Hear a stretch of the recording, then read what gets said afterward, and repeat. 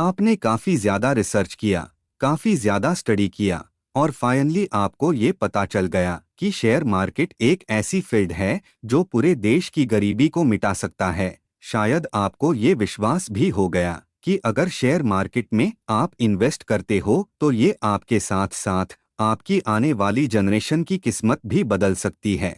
और अब आप शेयर बाजार में शुरुआत करना चाहते हो, स्टार्ट करना चाहते हो, अपने पैसों को इन्वेस्ट करना चाहते हो, लेकिन आप अटक जा रहे हो कि भाई शुरुआत तो करे, लेकिन शुरुआत करे तो करे कैसे, फर्स्ट स्टेप क्या ले, सेकंड स्टेप क्या ले, थर्ड स्टेप क्या ले, आपको कोई गाइड करने वाला नहीं है। तो आज के इस वीडियो को देखने के बाद आपको ये पता चल जाएगा कि शेयर मार्केट की इस फील्ड में आखिर शुरुआत कैसे किया जाता है, पहला स्टेप, दूसरा स्टेप कैसे लिया जाता है। तो देखो, शेयर मार्केट में शुरुआत करने से पहले आपको ये जानना होगा कि शेयर मार्केट कितने प्रकार के होते हैं। जब आपको ये पता चल जाएगा कि शेयर मार्केट कितने प्रकार के होते हैं, तब आपकी लाइफ देखो, किसी के पास पैसा कम है, किसी के पास पैसा ज्यादा है, किसी के पास टाइम की कमी है, किसी के पास टाइम तो है लेकिन पैसा नहीं है, तो सबकी लाइफ अलग अलग है। तो जब आपको ये पता चल जाएगा कि शेयर मार्केट में कितने सारे प्रकार है, तो आप अपने लाइफ के हिसाब से ही डिसीजन ले पाओगे कि शेयर मार्केट में आखिर पहला स्टेप कौन सा ले। तो सबसे पहले आपको जानना होगा कि शेयर मार्केट कितने प्रकार के होते हैं। तो देखो, टोटल 4 प्रकार के शेयर मार्केट होते हैं।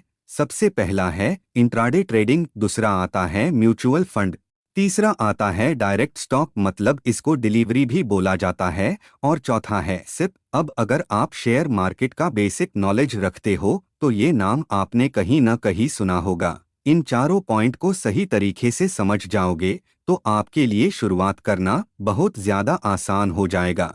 अब तक आपने इसीलिए स्टार्ट नहीं किया क्योंकि आपने ये चारों पॉइंट को अभी तक समझा ही नहीं। आज के इस वीडियो में ये चारों पॉइंट मैं आपको समझा दूंगा। उसके बाद आपको ये डिसीजन लेना आसान हो जाएगा कि शेयर मार्केट में आखिर मुझे शुरुआत कैसे करनी है। तो सबसे पहले बात करते हैं कि इंट्राडे ट्रेडिंग आखिर क्या होती है।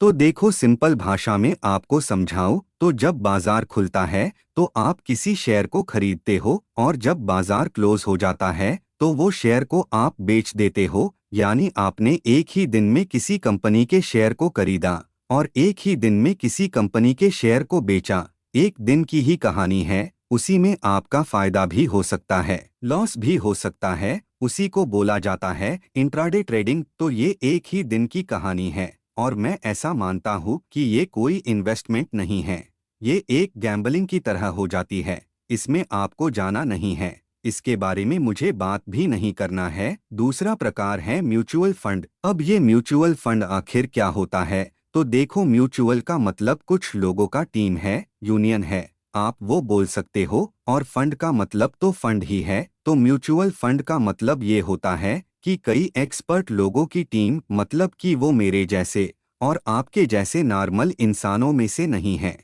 वो हाईली टैलेंटेड, हाईली सक्सेसफुल लोग रहते हैं, उन लोगों का टीम होता है और उनका काम ही होता है, उनका प्रोफेशन ही रहता है स्टॉक मार्केट। स्टॉक मार्केट में कौन कंपनी अच्छा परफॉर्म कर रहा है, कौन खराब कर रहा है, ये सब उन्हें पता होता है। उस फंड में आप अपने पैसों को इन्वेस्ट करते हो और आपका पैसा वो फंड मैनेजर यानी फंड का जो टीम है, वो टीम आपके पैसों को अलग अलग शेयर में अलग अलग जगह इन्वेस्ट कर देते हैं और वहां से आपके पैसे का जो रिटर्न बनता है वो रिटर्न आपको मिलता है। मतलब कि इनडायरेक्टली आप पैसों को इन्वेस्ट कर रहे हो, आप डायरेक्ट इन्वेस्ट नहीं कर रहे हो। एक टीम को, एक एक्सपर्ट टीम को आप अपने पैसों को दे रहे हो और वो टीम आपके पैसों को अलग अलग जगह इन्वेस्ट कर रही है, अलग अलग कंपनी में इन्वेस्ट कर रही है, और उसी को बोला जाता है म्यूचुअल फंड। वही तीसरा प्रकार है डायरेक्ट स्टॉक या फिर डिलीवरी। अब नाम से ही आप लोगों को थोड़ा बहुत आइडिया लग गया होगा कि आखिर चीज क्या है। तो डायरेक्ट स्टॉक का मतलब है कि आप अपने पैसों से डायरेक्टली किसी कंपनी के शेयर को खरीदते हो, तो उसे डिलीवरी या फिर डायरेक्ट स्टॉक बोला जाता है। मतलब आपका पैसा डूबने की रिस्पॉन्सिबिलिटी आपकी रहेगी। आपका पैसा अगर गेन होगा, ग्रोथ होगा, तो वो रिस्पॉन्सिबिलिटी भी आपकी रहेगी कंपनी अगर ग्रोथ में गई तो पैसा आपका बढ़ेगा और कंपनी अगर डूबी तो पैसा आपका डूबेगा। देखो, म्यूचुअल फंड में क्या होता है, एक्सपर्ट का टीम आपका पैसा हैंडल करता है, आपका पैसा अलग अलग जगह लगाता है, तो वहां पर आपका पैसा डूबने का चांसेस कम रहता है। लेकिन अगर आप डायरेक्ट स्टॉक में पैसा लगाते हो, डिलीवरी उठाते हो, तो आप हीरो भी बन सकते हो, जीरो भी बन सकते हो। लेकिन अगर आप प्रॉपर नॉलेज के साथ पैसा लगाते हो तो आपका हीरो बनना तय है।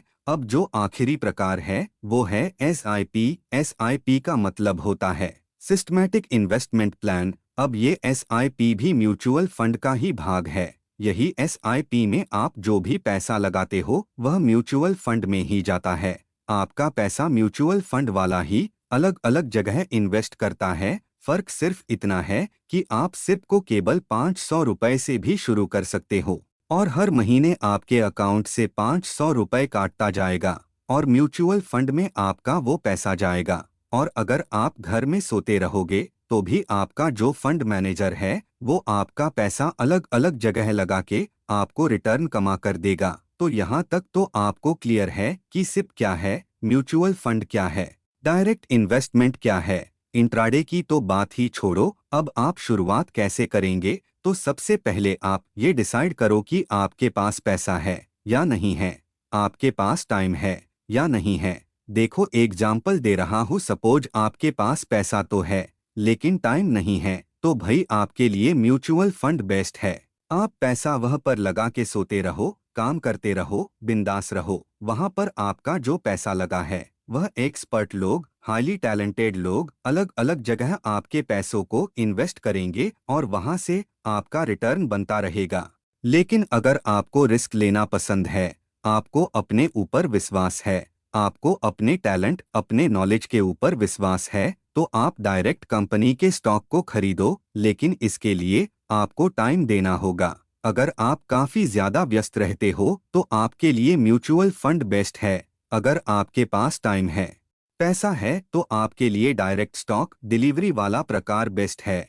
और अगर आपके पास टाइम भी नहीं है, पैसा भी नहीं है या लिमिटेड है, तो आपके लिए सिप बेस्ट है। आप सिप कर लो, हर महीने 500 रुपए से आप शुरू कर लो, मैक्सिमम तो बहुत ज्यादा है। अगर आप चाहते हो कि ये 500 रुपए बहुत कम है तो 1000 का करो, 2000 का करो, 5000 का करो। वो आप अपनी पर्सनल इनकम और लाइफ के हिसाब से शुरू कर सकते हो। और सबसे ज्यादा जरूरी बात, अगर आप सिप भी करते हो ना, तो आपको ज्यादा दिमाग लगाने की जरूरत नहीं है कि मार्केट ऊपर जा रहा है कि नीचे जा रहा है। वो आपका पैसा म्यूचुअल फंड वाले ही ऑटोमेटिक मैनेज करेंगे।